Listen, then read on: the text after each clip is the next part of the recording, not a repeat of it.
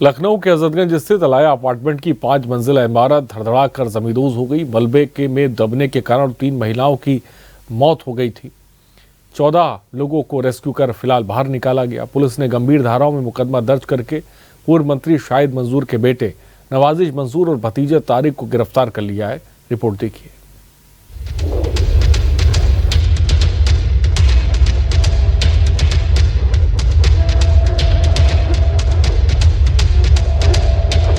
सरकार को आगे आके मदद करना चाहिए।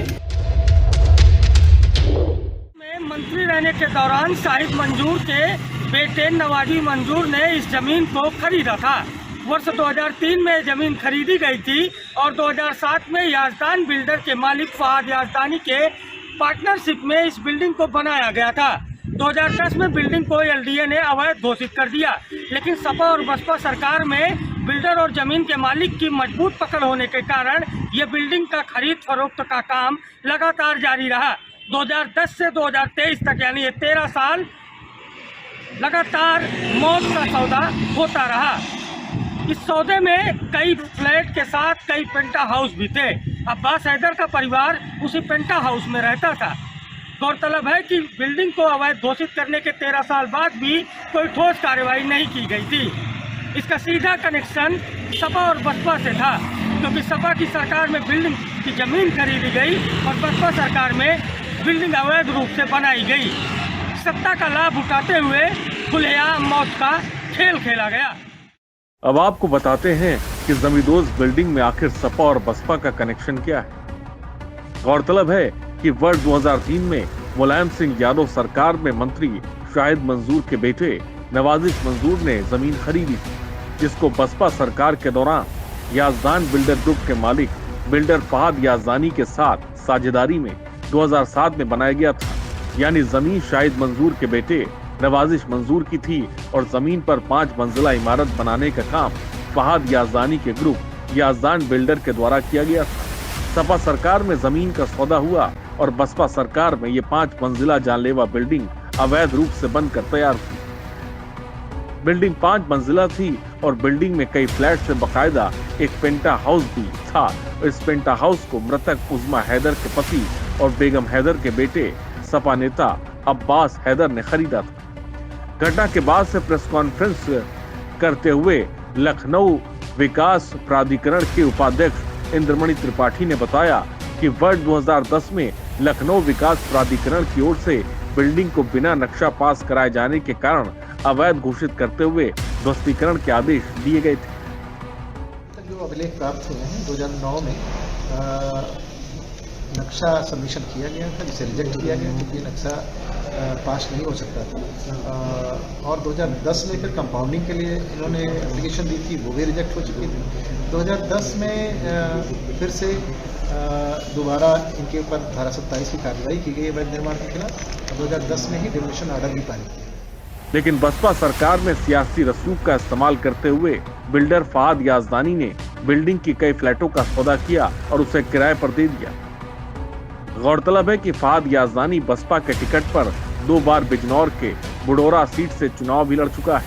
आखिरी बार उसने 2017 में बसपा के टिकट पर सियासी किस्मत आजमाई थी और उसे 2 बार हार का सामना करना पड़ा। सरकार को आगे आके मदद करना चाहिए और जो कानून लिया है कानून के हिसाब से काम करना चाहिए।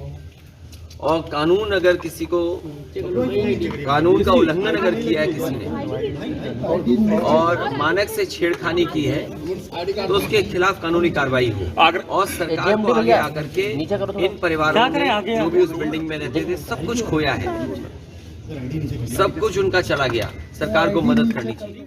देखिए, जिस तरीके से 2017 से पहले सपा बसपा सरकार में रहते हुए एक भ्रष्टाचार की पूरी नींव खड़ी करी गई, अपराधियों को, भूमाफियाओं को जिस तरीके से संरक्षण दिया गया, उस संरक्षण के आधार पर यह भ्रष्टाचार की एक नींव खड़ी करी गई और उससे उस मासूम लोगों की, उस भ्रष्टाचार की नींव गिरने से उस मासूम लोगों की जान गई। हमारी सांत्वना, हमारी श्रद्धांजलि उन परिवार के साथ है और जल्दी और लोग भी स्वस्थ होंगे जिस तरीके से।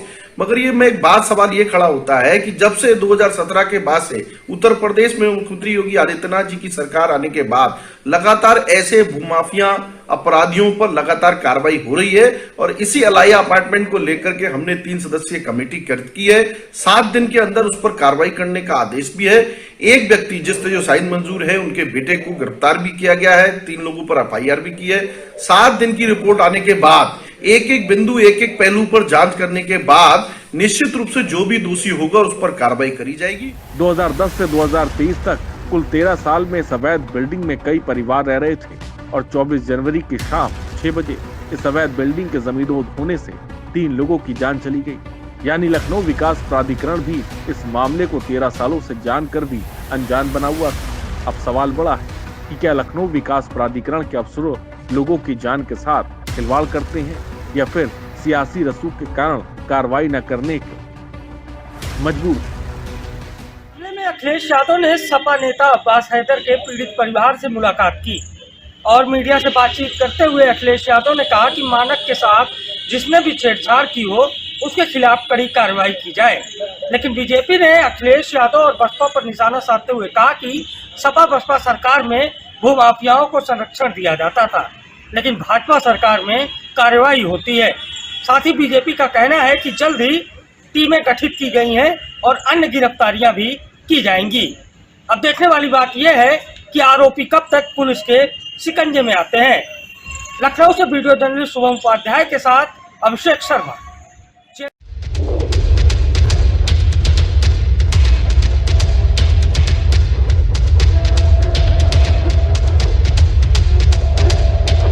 सरकार को आगे आके मदद करना चाहिए।